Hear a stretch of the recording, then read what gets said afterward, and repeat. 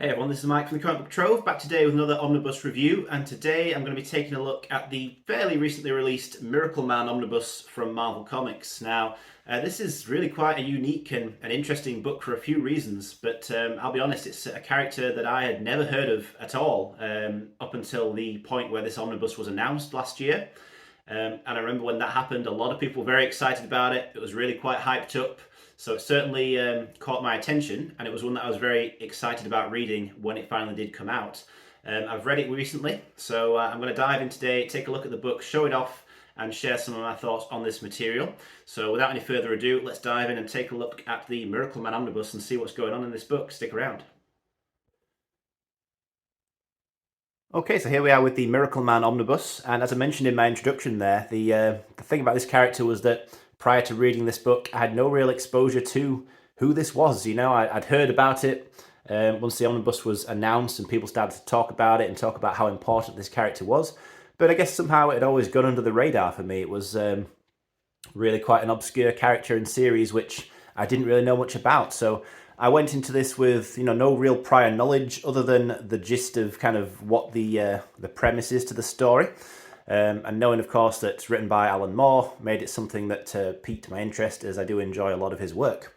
But taking a look at this dust jacket first of all, and there were 3 covers available for this book, with this one by Garry Leach being one of the direct market variants. But it's a pretty cool design. I like that cover image there. The spine's nice. The back, you see Miracleman here pondering life whilst poking a little fish, which, we've all been there. But yeah, so we get a little bit of a blurb on the back here, some kind of review comments, etc. And down here, you get the contents. So this book is broken up into kind of 3 smaller books, which were collected individually previously. It says book 1, book 2, and book 3. And with regards to this omnibus specifically, other people have already mentioned this, but although this is a fairly thick book, at about 800 pages, about half of it is extra material. So just looking at it here, all these darker pages, this second half of the omnibus, that's all extra material. So only the first half of this book, about 400 pages of it, is actual, collected material other than bonus features. Do really like this hardback design though, what we've got on the actual book itself, these character sketches of Miracleman, again by Garry Leach, I'm pretty sure. The spine is pretty much the same, but with black on white. Really nice design, they're very sleek, I like it, stylish. You don't see too many white hardback omnibuses from Marvel, quite interesting to see that. So let's dive in and take a proper look at this then. Now I want to give a couple of warnings here. First is my usual spoiler warning, because I will talk about some of the plot in here in some detail. As always, not going to try and summarize the entire book. There's quite a lot going on in this story, that's for sure. But always fair warning there, because I don't want to ruin this for anybody who doesn't know anything about it. I'd hate to be the guy that ruins that. But also there is a warning on the book itself that this is mature content, quite explicit content to be honest in places. And that is very much the case. This is not something that's going to be for everybody in that regard. There's quite a lot of violence, strong violence even, quite a bit of nudity, strong language, mature themes in general. So that is something to be aware of. I'm not going to specifically try and find those pages and show everything off like that, but as I flick through it, it's possible that something like that might come up. So another fair warning there. That warning's on the book for a reason. This was surprisingly dark and grim in parts as well.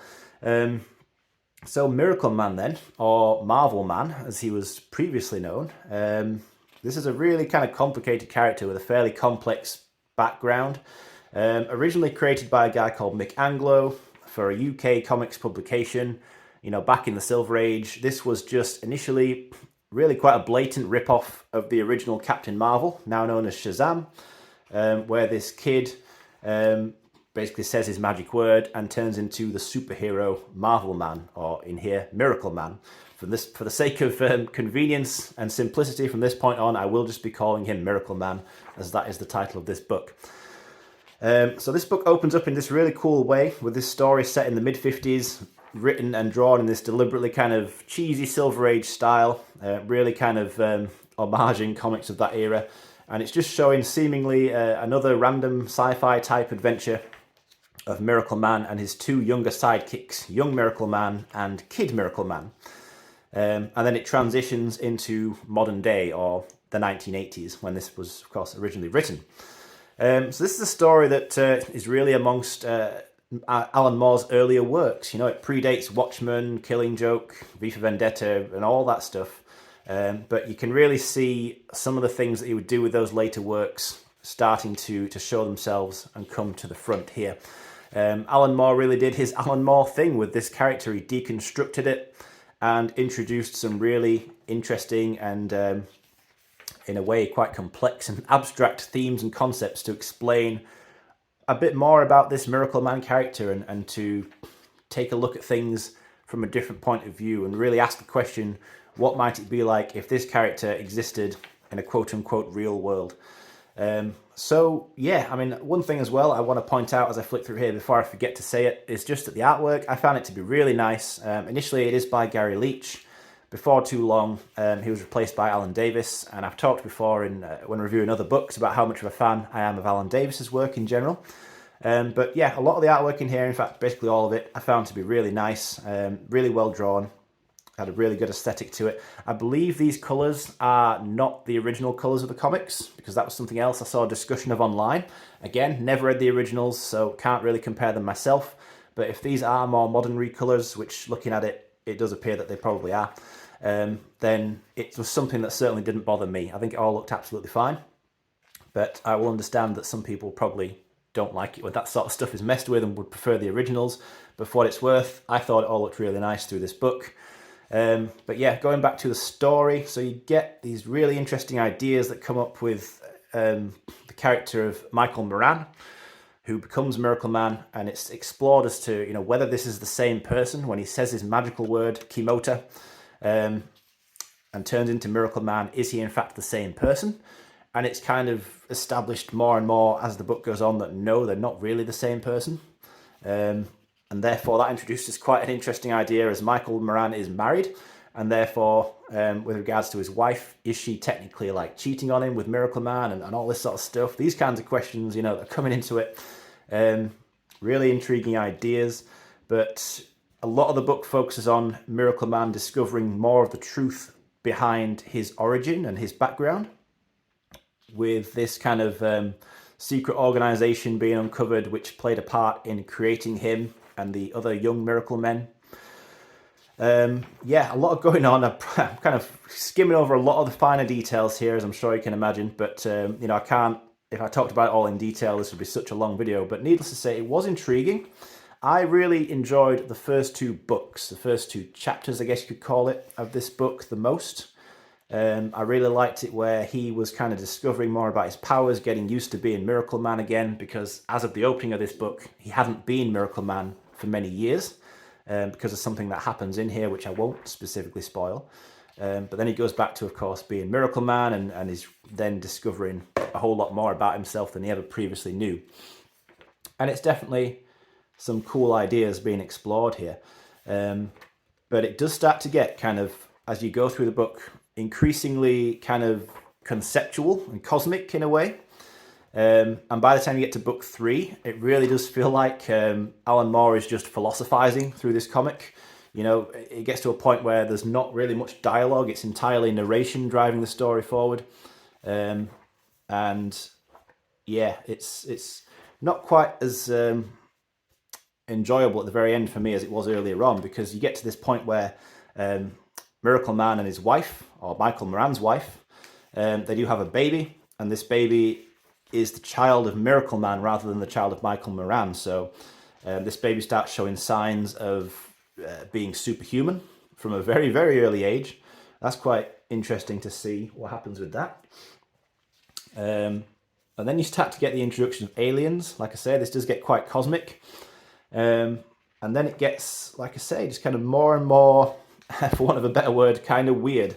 Not necessarily bad. I don't want to say that it is bad or anything like that, but I wasn't quite ready for how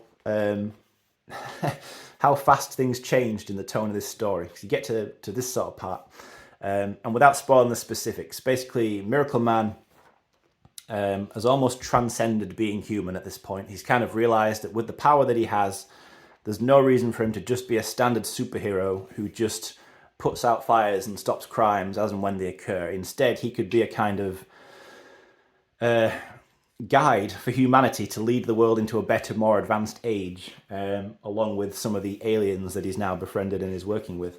But you start to get these pages like this, that's just kind of, this is more of a better example. A lot of these kind of narration boxes, these internal monologuing by Miracleman and in some cases other characters. But just there's this kind of like interesting art, let's say, of him just kind of thinking about stuff, thinking about the world, thinking about what he's done and what he could do next. There is this scene here, there's this villain, I won't spoil specifically who he is, but wow, I don't think I've ever really seen a more violent and crazed psychopathic villain in any comic book story I've ever written, and the artwork does not shy away from showing some of the horrific things that this guy does.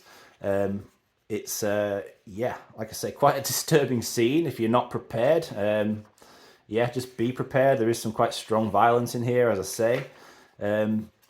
Definitely something to be aware of if that's not something that that's for you. Yeah, so by the end of it, like I say, Miracleman kind of becomes, in a way, sort of a ruler of the world. And it's certainly interesting to see this journey as to how he goes from not even remembering that he ever was Miracleman to where he is by the end of this book. I want to say that for me, it didn't quite live up to that level of hype that I certainly saw about it from some people really singing its praises. It is undoubtedly, and I can certainly see, for the time that this came out, given that it predates a lot of the other major so-called game changers like, of course, Watchmen, Dark Knight Returns, Batman Year One, all those kinds of stories from the mid to late 80s that are often credited with introducing more realistic / dark, storytelling to comic books. This preceded all of that and certainly did that job before they did. It's interesting that this book is not as well known as they are, because arguably, in a way, it does a better job, possibly, than some of those do at introducing a lot of these more mature themes. But I don't know. For me, it just didn't quite, and I suppose this is always the danger, and it's about setting your own expectations. But I just didn't quite enjoy it as much as I would have liked to, which is an interesting thing to say, because I'm by no means saying that this was bad. It's absolutely not. I think for the time, like I say, it's absolutely groundbreaking. Features some beautiful artwork and some amazing storytelling. But at the end of the day, I just couldn't say it was one of my favourite ever reads. That's all I can really say about it. And then perhaps my opinion might change on that, because it's certainly something I feel I need to reread, because by the time it did get to that third book, like I say, started getting really quite philosophical and cosmic and strange. Wasn't really prepared for it, and I arguably do need to read it again to perhaps better understand what I read. But I'll be interested to hear the thoughts of others on this one as to whether or not it met your expectations, whether you love this, don't like it at all, whether it just doesn't really do anything for you. But I do recommend it. I have to recommend reading it, that's for sure. What we're now flicking through, by the way, is that lengthy bonus material section of the book, which takes up literally half this omnibus. It is the second half of the book. There's about 400 pages of extras in here. If you're a fan of bonus sections, then certainly I don't think I've ever seen a bigger one than this in an omnibus. So yeah, that's probably something that you would enjoy if you like to see these kinds of early pencil designs and sketches, pin-ups, advertisements. A lot of cool stuff in here, that's for sure.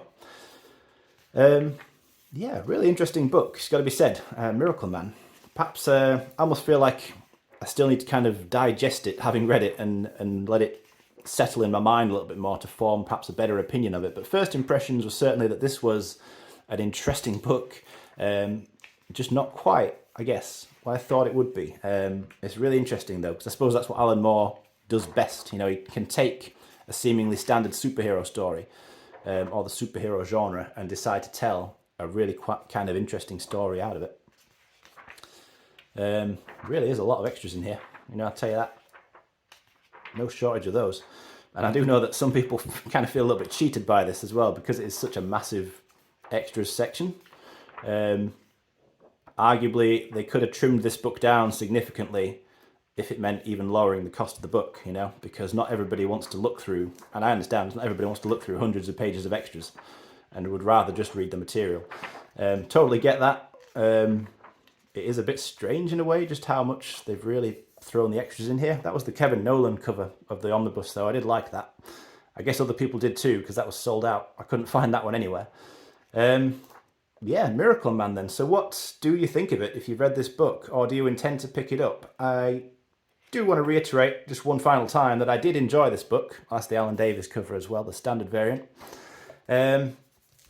I guess, like I say, it's just that when something is kind of hyped up, it maybe got my expectations a little bit too high. But yeah, overall, definitely an interesting book and well worth reading, and one that's I'm happy to have it in my collection, and one that I will return to at some point and have another read through it, because I feel like I do need to do that to perhaps form a stronger opinion on it. But I am definitely glad to have read it, and I would love to hear your thoughts. So thank you as always for watching. If you've gone through and watched all this with me, I appreciate that as always. I will be back again soon to discuss something else.